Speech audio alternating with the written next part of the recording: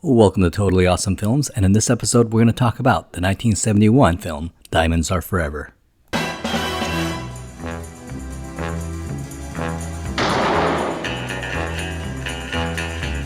This is the seventh film in the Eon James Bond franchise, the film that saw the return of Sean Connery back in the role of 007 after having left the role 2 movies earlier. In this movie, James Bond investigates an international diamond smuggling operation that leads him to a Spectre operation in Las Vegas as he evades 2 dangerous and sadistic assassins named Mr. Wint and Mr. Kidd. This is the film that had Blofeld and drag, the film that had James Bond making out with himself, the film that had an elephant playing slots in a Las Vegas casino. Before the release of On Her Majesty's Secret Service, they planned to make a direct sequel with George Lazenby's James Bond going to Europe to hunt Irma Bunt and Blofeld to get revenge for murdering his wife Tracy. The movie would have started out with Bond who was devastated and depressed while mourning the death of Tracy Bond, and he would be a shell of a man that he used to be. He would then spot Irma Bunt in disguise on the subway and chase her until she falls on the subway tracks and dies. But Bond sees that she has a handful of diamonds on her body.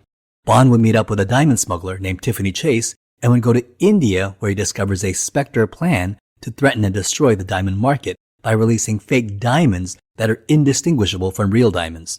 The location of Las Vegas, which was featured in the book Diamonds Are Forever, was not featured in this version of the movie. With George Lazenby returning as Bond, Telly Savalas would have returned as Blofeld. So Eon decided to build their future James Bond franchise around George Lazenby and offered him a 7-film contract which included a $1 million signing bonus. This would be equivalent to about $10 million in today's money. Well, we know that George Lazenby inexplicably turned it down on the advice of his agent, Ronan O'Rallagh, who believed that the spy film craze would end soon and didn't want George Lazenby to be stuck in a contract or be typecast. And if you're interested in what happened to George Lazenby, please check out my video about On Her Majesty's Secret Service for that entire story. So without a James Bond actor, Eon went on a huge search. And at this time, Eon made a very deliberate and conscious decision to make the James Bond franchise more American and decided to cast an American actor for the role of 007. They went to numerous American actors. One of them was Adam West, the American actor who played Batman, and he turned it down because he believed that James Bond should be played by a British actor. Burt Reynolds and Clint Eastwood were also approached, but they also felt that James Bond should be played by a Brit. Eon hired an actor named John Gavin, who was an American, and John Gavin was a famous actor from the 60s and 70s, and most of us, if we saw his picture, would probably recognize him from an episode of The Love Boat or Fantasy Island, and television shows just like that. John Gavin was born Juan Vincent Apablasa in Los Angeles to a wealthy family and attended Stanford University, and during World War II served as a naval officer. He was a very handsome man with strikingly good looks, and he's perhaps best known for playing Julius Caesar in Stanley Kubrick's Spartacus and playing Sam Loomis in Alfred Hitchcock's Psycho. And despite being in lots of small roles, his career as a leading man never took off. However, from 1971 to 1973, he served as the president of the Screen Actors Guild, and during the Reagan administration, he was appointed by President Ronald Reagan as the ambassador to Mexico. And in 1970, he was the new American James Bond. However, the executives at United Artists, the ones that were putting up the money, demanded that Broccoli and Saltzman see if they could court back Sean Connery by giving him more money. And Broccoli and Saltzman objected to this, saying that they didn't like the idea of an actor being able to control the studio this way. However, at this time, Sean Connery's acting career had not been going as well as he'd anticipated. Well, United Artists met up with Sean Connery, and they settled on a deal. Sean Connery would return as the next James Bond, and he would be paid $1.25 million, which is equivalent to about $12 million in today's money. Now, this doesn't seem like a lot of money today when we're talking about actors and actresses easily getting $20 million these days. In fact, Daniel Craig was paid $20 million for No Time to Die.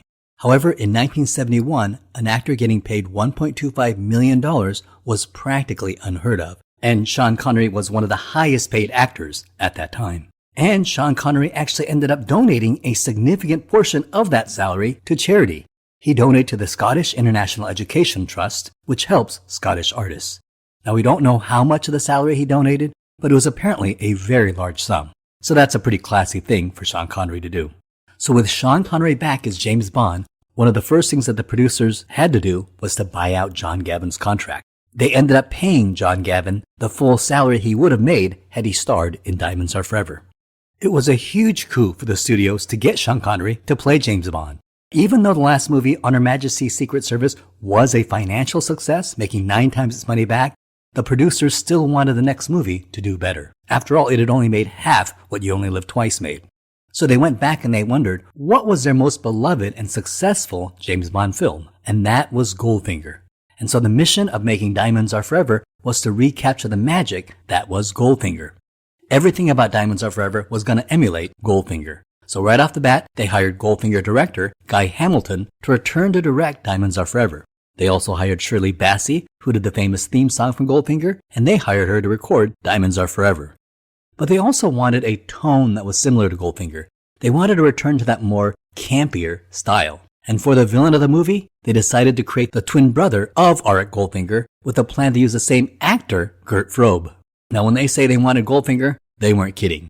And Auric Goldfinger's brother likes diamonds instead of gold. And it almost sounds like a bad joke in retrospect. Richard Maibaum abandoned his original script, the one where George Lazenby gets revenge on Blofeld and Irma Bunt for the death of his wife, and rewrote it with Auric Goldfinger's diamond-loving twin brother. Goldfinger's brother would be a Swedish shipping magnate who has a giant laser on the hull of one of his supertankers. Eon producer Cubby Broccoli was actually real-life friends with multi-millionaire Howard Hughes, who bought the Desert Inn Hotel and Casino and lived there on the top floor of the Desert Inn Hotel until his death in 1976. And one night, Cubby Broccoli had a dream that his friend Howard Hughes was kidnapped and replaced by an imposter. And this idea fascinated him, and he decided to explore this idea as a premise of Diamonds Are Forever. Therefore, Art Goldfinger was dropped, and the villain was once again Spectre, and they also created the character of millionaire casino magnate Willard White, who was basically the James Bond universe's Howard Hughes. And a new young screenwriter, Tom Mankiewicz, was brought in to write the screenplay. Now, Tom Mankiewicz was the son of Joseph Mankiewicz, who wrote A Letter to Three Wives and All About Eve. And he was also the nephew of Herman Mankiewicz, who wrote Citizen Kane and who was the subject of the 2020 film Mank. After graduating from Yale, he began to write screenplays and wrote mostly for television, but in 1970, at the age of 28, he was hired by Eon to write the screenplay for this movie, which was his first major motion picture. And he'll go on to write Live and Let Die, The Man with the Golden Gun, and did uncredited rewrites on The Spy Who Loved Me and Moonraker. And a few years later, he would write the screenplay for the 1978 Superman movie and the 1980 sequel, Superman 2. Tom Mankiewicz also helped rewrite Gremlins, The Goonies, and War Games, and even wrote the first draft of the 1989 Batman. And in 1985, he wrote the screenplay for Lady Hawk. Now for the exotic locale, the locale is Las Vegas, Nevada. And while Las Vegas doesn't exactly seem like the most exotic place to film a James Bond movie, because we've been to the Bahamas, we've been to Jamaica, we've been to the Swiss Alps, and we've been all around Europe, and we've even been to Japan. Well, want something completely different? How about Las Vegas? And the original book for Diamonds Are Forever is set in Las Vegas, so it kind of made sense. And On Her Majesty's Secret Service, while doing very well internationally, it really did the poorest among American audiences. And so one of the goals of Diamonds Are Forever was to intentionally target the American audience. In fact, he even drives an American car in this movie, the 1971 Ford Mustang Mach 1, which was donated by the Ford Motor Company on the condition that James Bond must drive this Ford. And that's why James Bond drives the Ford Mustang Mach 1, and they explain it that this is Tiffany Chase's car. Cubby Broccoli was really good friends with Howard Hughes, who was a huge James Bond fan, and agreed to let Eon Productions film in his casino, the Desert Inn, for free, and as payment just asked for one copy of the film's print. Apparently, the staff of the casino were given instructions that Cubby Broccoli and the Eon production team could have 100% permission to do anything in the Desert Inn casino while filming the movie. And Howard Hughes was able to get the city to close out certain streets to help a lot of the external shots of Las Vegas. And upon Cubby Broccoli's request, Howard Hughes was able to get the entire Las Vegas Strip closed down for 5 nights, just so Guy Hamilton and Eon could shoot this movie. Now that's some political power. Now remember, in the last movie, if we're thinking of this as a sequel to On Her Majesty's Secret Service, Blofeld had just killed James Bond's wife. So this movie starts off with James Bond hunting for Blofeld. And at first it starts off, we see the movie is from James Bond's point of view, so we don't get to see if it's Sean Connery. But we do hear his voice, where's Blofeld? And we realize that Sean Connery is back. Where is Blofeld? Guy! Now, unfortunately, in this movie, Blofeld is played by Charles Gray, and I don't think he stacks up as well as Donald Pleasance or even Telly Savalas, and it's likely that after paying Sean Connery his $1.25 million, they couldn't afford a major celebrity actor, so they had to settle with Charles Gray. And Charles Gray's Spectre leader is just not as powerful or evil or menacing as the previous two Blofelds. He's definitely a lesser character than the way the previous two actors portrayed him, and I think that this is to the film's detriment. Now, Bond fans will remember Charles Gray as the actor that played Mr. Henderson in You Only Live Twice. So here we have the same actor playing two different characters in the James Bond series, only 2 movies away, and it kind of gives a weird feeling when watching it today. However, this would not have been as big of a deal in 1971, because back then you didn't have video rental stores, you didn't have HBO, and you certainly didn't have streaming, nor did they have the internet and internet sites like IMDb. The only way you could see a movie was if it were playing in the theaters. And when Diamonds Are Forever was playing in the theaters, there would have been no way to watch You Only Live Twice. And if you suspected that an actor playing Blofeld looked familiar, the only way you can confirm if it was the same actor from You Only Live Twice would have been to go to the public library and research the production of You Only Live Twice. That's how we did research back then. Now, the next weird thing is Sean Connery himself. Now, don't get me wrong, it's great to see Sean Connery as Bond, but Connery looks like he's aged 10 to 20 years since we last saw him only 4 years ago in You Only Live Twice. He's aged quite a bit, and he looks tired, his hair seems more gray, he seems weaker in a suit, and he just doesn't seem like he's having as much fun. For the role of this film's Bond girl, Tiffany Case, the role went to an actress named Jill St. John, and she is the first official American Bond girl. And Jane Fonda actually read for the role, so we could have had Jane Fonda in this movie. Raquel Welch and Faye Dunaway were also considered for the role, but eventually went to St. John. Now, Jill St. John was born in 1940 in Los Angeles, and she was born Jill Oppenheim, but her mother, who was a stage mother, changed her name to St. John when she was 13 to help her break into Hollywood. She was in lots of movies as a character actor, but she is best known for a role here in this movie. And throughout the 60s and 70s and 80s, she had roles in Batman, The Love Boat, Fantasy Island, Magnum P.I., and Heart to Heart. A decade after being in this movie, in 1982, at the age of 42, she began a relationship with Robert Wagner. And in 1990, at the age of 50, the two married, and this is cool, they're still married to this day. And in 1997, the couple starred in an episode of Seinfeld, the Yada Yada episode where Jerry is accused of being an anti-dentite. At a funeral, a couple turns around and it's Robert Wagner as Dr. Abbott, a dentist, and next to him is his wife, Mrs. Abbott, played by Jill St. John. Now, I mentioned that Jill St. John and Robert Wagner began their relationship in 1982, a decade after this movie, because this is a really weird coincidence about the cast of this movie. Jill St. John played Tiffany Case, but the other Bond girl was Plenty O'Toole, who was played by Lana Wood. And Lana Wood was another prominent character actor who had been a regular on the soap opera Peyton Place for 2 years from 1966 to 1968. And she's the younger sister of legendary actress Natalie Wood, who was in Miracle on 34th Street, The Searchers, Rebel Without a Cause, and The West Side Story, and was married to Robert Wagner in 1972, and she would die in 1982 when she fell off a boat and drowned. And there's been a lot of conspiracy theories regarding her death, and it's the stuff of Hollywood lore. Well, both Jill St. John and Lana Wood were in this movie together, and they began a feud when they both dated Sean Connery while filming this movie. And this feud would escalate to the next level 10 years later, because they would have this weird family connection through Robert Wagner. In November 1981, Robert Wagner and Natalie Wood were on that yacht when Natalie Wood fell in the water and drowned, and only 3 months later after her death, Robert Wagner and Jill St. John began their romance. In 2016, Lana Wood crashed a benefit honoring St. John and confronted Robert Wagner about Natalie Wood's death. And in February 2018, an investigation on Natalie Wood's death was reopened, and Robert Wagner was named as a person of interest. And in news interviews, Lana Wood stated that she believed Robert Wagner murdered her sister Natalie. But in 2022, Robert Wagner was officially cleared in the death of Natalie Wood. So the movie starts with James Bond hunting Blofeld. And we're seeing things from Bond's point of view, so we don't see Sean Connery, but we hear his voice. And I don't think it's a coincidence that the first scene in this movie is in Japan. I think it's the filmmakers putting your mind to the idea that this is a sequel to You Only Live Twice, not On Her Majesty's Secret Service. It's like the filmmakers are cleverly playing both sides of the fence. On one hand, for those that liked On Her Majesty's Secret Service, this is a direct sequel to Lazenby's movie because Bond is hunting for Blofeld for killing Tracy. On the other hand, this movie is also satisfying the fans that didn't care for the last movie, or for those that didn't see it, because you can see this film as a sequel to You Only Live Twice that's simply ignoring the events of On Her Majesty's Secret Service. Because throughout the movie, Bond never mentions his murdered wife Tracy, and he never mentions her murderer, Irma Bunt. Nor does Bond act in any way like a man who just lost the love of his life. No, this feels completely separate from On Her Majesty's Secret Service. So Bond beats up a few people and narrows in on Blofeld, and we finally see Connery's face. And boy does he look old. This is only 6 years after Goldfinger, where I would argue that Connery was simply at his best. You'd think 2 decades had passed, and he introduces himself, but it sounds weird, and that's because they sped it up. My name is Bond. James Bond.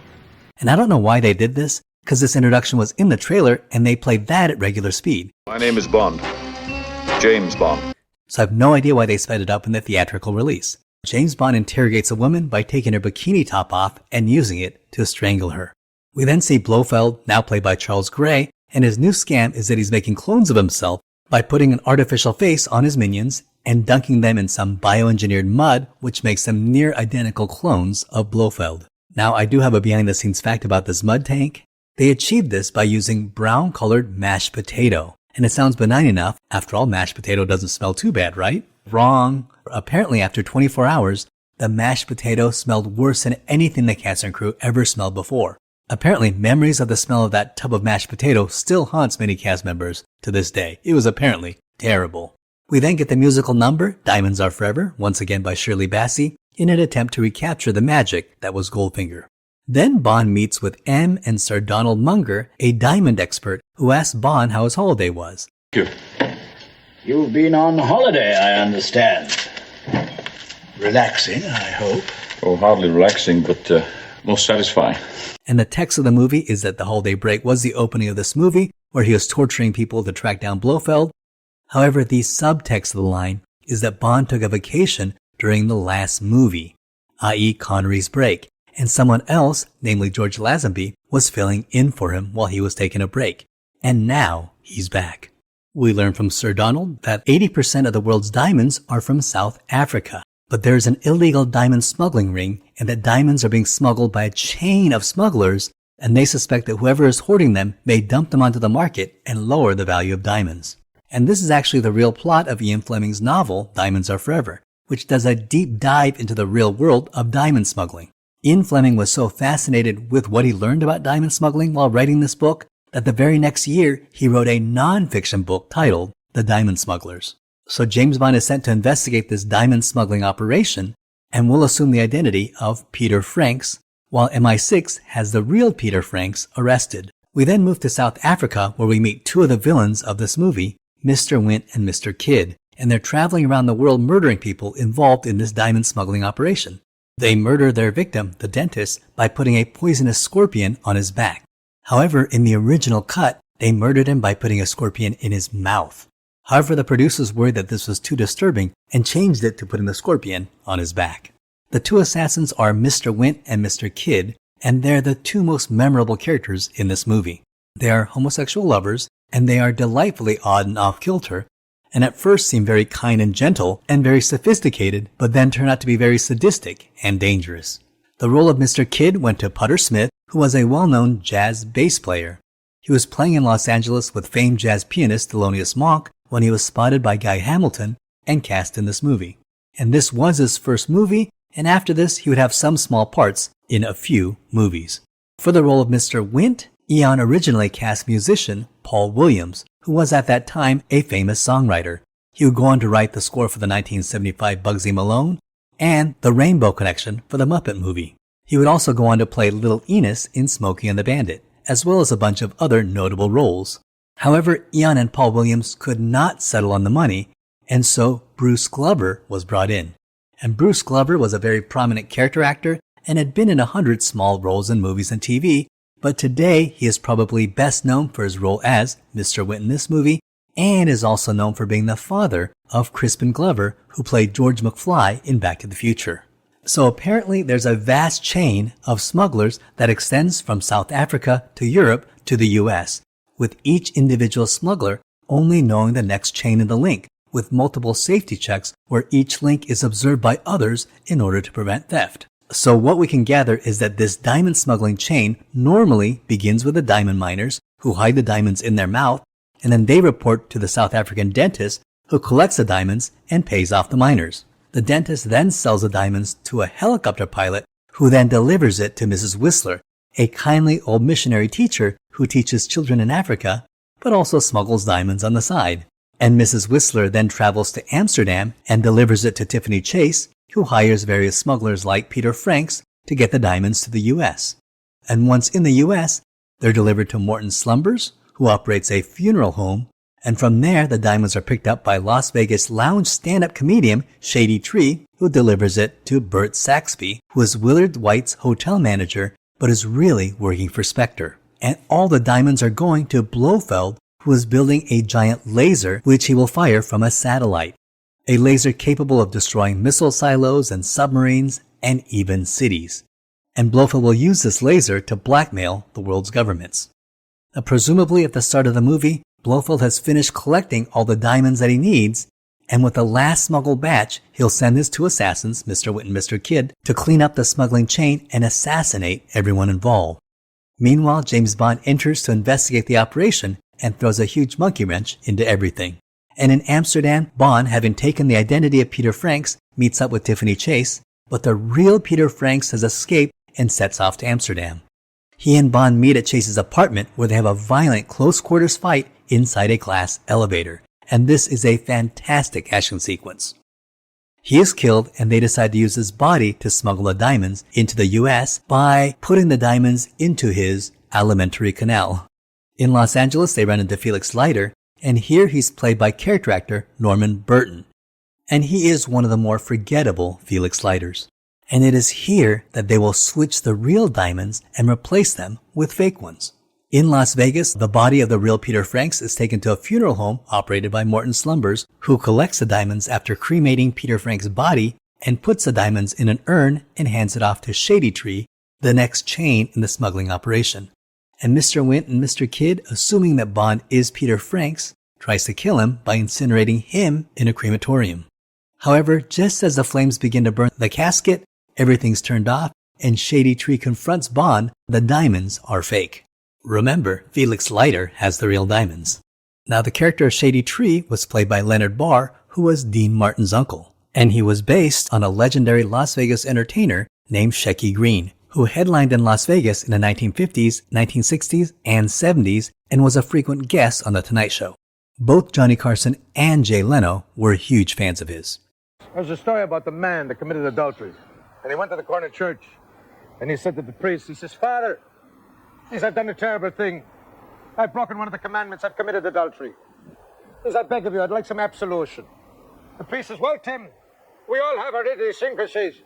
Who was the woman?" He's, "No, Father, I can never divulge the woman's name. Please don't ask me to divulge the woman's name." He says, "Tim, until you can tell me the woman's name, I'm afraid I cannot give you absolution. Was it Mrs. McCaffrey, whose husband's the butcher on the corner?" "No, Father, it wasn't Mrs. McCaffrey. Please don't ask me the woman's name. I can never divulge the woman's name." He says, "Tim, I'm telling you, until you tell me the woman's name, I cannot give you absolution." "Was it Mrs. McGinnis?" He said, "No, Father, it wasn't Mrs. McGinnis. Please, Father, I can never divulge the woman's name."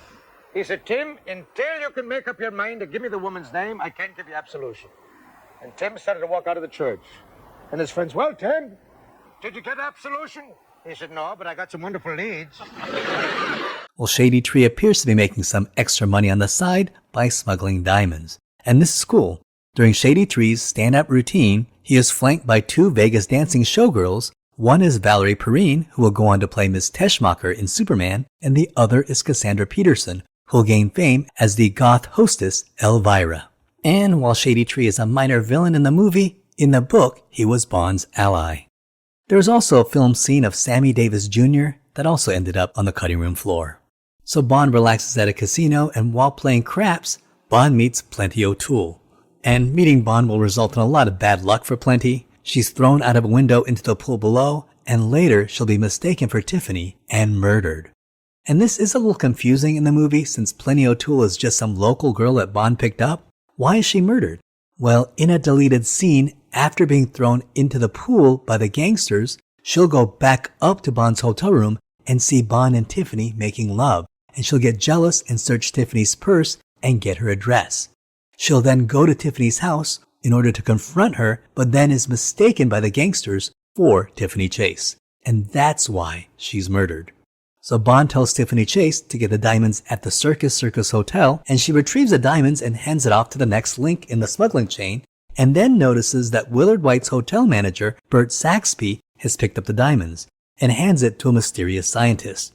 And so she provides a distraction, allowing Bond to get into the van, and they follow him to a remote laboratory called TWF&x, owned by Willard White, which we later find out has been taken over by Spectre. And this is a reference to the real Howard Hughes, on which the character of Willard White was based. And today we think of Howard Hughes as that eccentric Las Vegas casino owner with OCD, but that was a very small part of the later stages of his life. During his lifetime, he was a business magnate, a movie and film producer, an aircraft pilot, and an aerospace engineer. And he was a very important figure in the aviation industry and had designed some of the most important aircrafts of his day. You can sort of think of him as the 1930s and 1940s, 1950s version of Elon Musk. And therefore, there's a scene where James Bond is running away from Willard Tektronix security guards, and he actually runs into a fake filming of the moon landing. And this is kind of out of nowhere, but when this movie came out, it was only 2 years after the moon landing. It's one small step for man, one giant leap for mankind. And it was a pretty popular belief at that time that the moon landing could have been fake. And in real life, Howard Hughes could really be an individual with enough power and resources to pull off such a deception onto the world. Now, the two actors playing astronauts are jumping around and moving in slow motion, simulating low gravity. And I love that when Bond runs past them, the astronauts stay in character and try to grab him in slow motion. And so Bond jumps onto a moon buggy, which is designed for the rocky terrain of the moon, and it's perfect for the Nevada desert. But the security guards are following him in regular sedans, and they end up crashing their cars. And this leads to an exciting chase through the nighttime streets of Las Vegas, where Bond demonstrates his incredible driving skills and dismantles the Las Vegas Police Department. And this leads to a well-known flaw in the movie. So James Bond and Tiffany go into a dead-end alley and escape by driving on two wheels through a tiny alley. But when they enter the alley, they're on the two right wheels on the passenger side, but when they exit the alley, they're on their two left wheels on the driver's side. And this happened because the clip where they enter the alley was done on a set in Los Angeles. However, they had to go to Las Vegas to get the external shots where Bond leaves the alley onto the busy Las Vegas street. Well, the American stunt team could not do the stunt properly, and therefore they flew in a French stunt team to do the stunt, and they were able to do it, but they did it on the wrong side. Several people on the crew practically had a heart attack. Well, Guy Hamilton didn't care. He thought it looked good. And so it was cut and print, and the French stunt team were sent back. However, when they were looking at the dailies, the flaw was just too noticeable. So Guy Hamilton had an easy solution where they showed a quick clip of the car changing sides in the middle of the alley. And it doesn't make much sense, but it worked. Enough. So Bond and Tiffany check into Willard White's hotel suite, another incredible set by Ken Adam, where Felix Leiter asks him to stay put for the night, but Sean Connery climbs out of the window and makes his way to White's top floor to confront him. And this is a great scene where Bond uses a portable grappling hook to climb the side of the casino, all while wearing a tuxedo. And when he gets to Willard White's office, he's shocked to see that he's been replaced by Blofeld, using a voice replicator, which must have seemed impossibly high-tech in 1971. And I'm just not a fan of Blofeld here. Charles Gray does an adequate job, but he's just not as menacing as Telly Savalas, nor does he have that mastermind control of Donald Pleasance. He just seems weaker. And that said, I love the scene where there are two Blofelds and they're sort of messing with Bond's mind, because this is a great scene, and I wish there was more of this in the movie. So Bond has an idea to throw the white cat at one of the Blofelds, and if it goes to him as its owner, it must be the real Blofeld, but if it rejects him, it's the clone. And it's a good plan, so the cat goes to Blofeld as its owner, and so Bond shoots and kills him. However, it was the wrong Blofeld, because apparently each Blofeld has their own white cat. And I really did like this. Blofeld knocks out Bond in the elevator with gas and has Mr. Wint and Mr. Kidd kill him. And here we get more villain shenanigans that would have driven Dr. Evil's son Scott Evil absolutely insane. Rather than just shoot him right then and there, they create an elaborate death trap where he's placed in a pipeline and left to die, but of course is able to escape with minimal effort. All right, guard, begin the unnecessarily slow-moving dipping mechanism. Close the tank! Wait, aren't you even gonna watch them? They could get away. No. I'm just gonna assume it all went to plan. What? I have a gun in my room. You give me 5 seconds, I'll get it. I'll come back down here. Boom! I'll blow their brains out. Scott, you just don't get it, do you? But it does lead to a great scene where construction workers are working in the pipe and Bond just walks out of the pipe in his impeccable tuxedo, leaving the construction workers shocked and confused.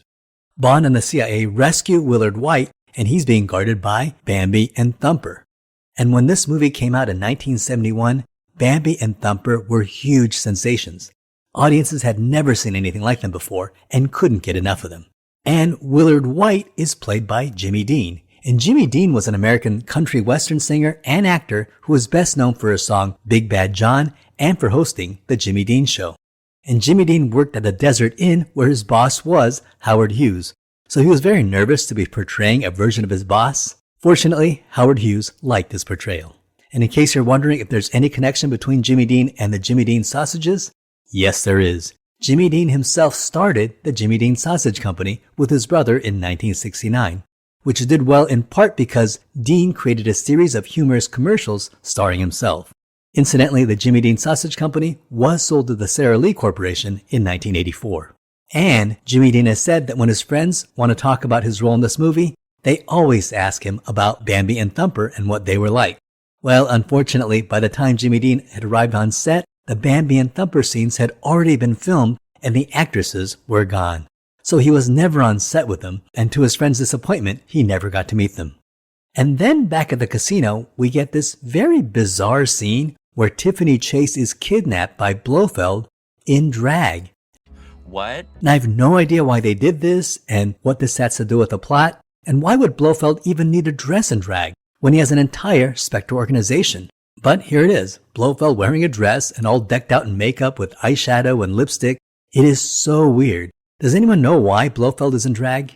If you do, please leave a comment, because I need to know. So Blofeld launches a satellite and begins to destroy the world's nuclear arsenal. And we get some really bad television-grade special effects of a submarine being destroyed and a Chinese nuclear weapons facility being hit with this ridiculous and laughable special effects of a Chinese soldier being burned. And Blofeld's plan is to resell nuclear weapons to the world's government's highest bidder, and as a demonstration, decides to destroy Washington, D.C. for not answering his calls. And this final action sequence, it's pretty bad, because I can only assume that they started running out of money because the tone and look of the final scenes just doesn't seem to match the beginning of the movie. Bond and the CIA tracked Blofeld to an oil rig off the coast of Baja California. And the crew did not build this oil rig. They went with a much cheaper option. They rented a portable oil rig at a rate of $40,000 a day and towed it to the coast of Southern California. And I do like the fact that Bond drops down in an inflatable water rolling balloon. It's different and must have seemed really different in 1971. And Bond's plan is to switch the cassette tapes containing the codes for the satellite laser. And why a cassette tape? Well, many of you youngsters will probably need an explanation. So before thumb drives and SD cards, in the late 1990s, we used to have plastic 3.5-inch floppy disks. And these were popular and continued to be used for 3 decades until 2010. But before that, in the late 1970s to the early 1980s, we had the 5.25-inch floppy disks, and they really were floppy. And you've seen these.